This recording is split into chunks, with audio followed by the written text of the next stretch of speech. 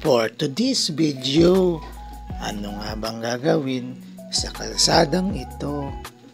Bakit ganito na naman ang kanyang itsura? Parang tsokolate.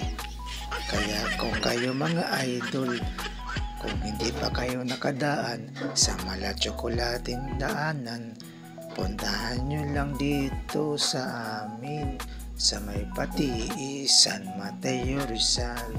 Ayan nga mga idol, yung ating kalsada. Para na nga siyang tsokolate.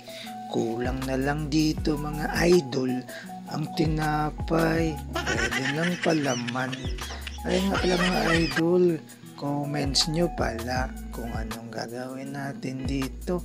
Pwede na kasi itong tamna ng palay, mais, kangkong, at iba pang mga halamang ugat na madaling tutubo dito mga idol.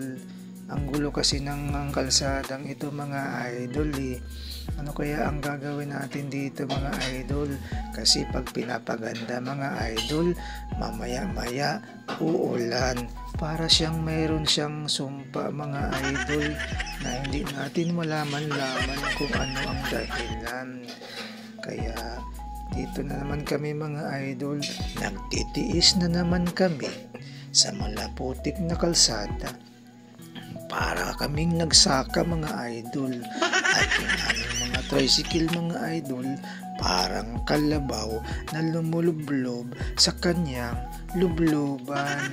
Ito nga mga idol, dito sa may bandang Piltra, mahirap na kalsada na, hiwalay na, mayroon sa gitna, mayroon sa dalawang tagiliran, yung isa papuntang Skyway. Ayan mga idol, ang ganda yan.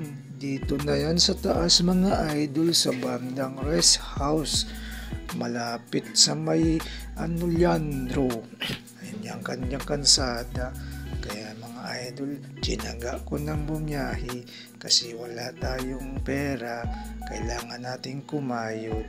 At malapit na nga ako mga idol makarating sa amin dito sa Netra. At huminto muna ako kasi mayroong dalawang malalaking halimaw.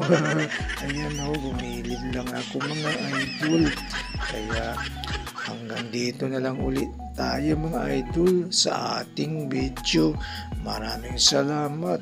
Please like and follow mga idol. Tricycle Boy Vlog.